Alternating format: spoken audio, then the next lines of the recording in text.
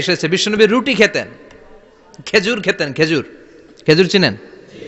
Balah, তামার, দুধ খেতেন, এই মধু খেতেন, জব খেতেন, বার্লি খেতেন, লাউ খেতেন, রুম্মান, ডালিম ফল, আনার ফল, আনার চিনেন? আনার, এই আনার খেতে পছন্দ করতেন বিশ্বনবী। মাশরুম খেতেন, মাশরুম, মাশরুম চিনেন?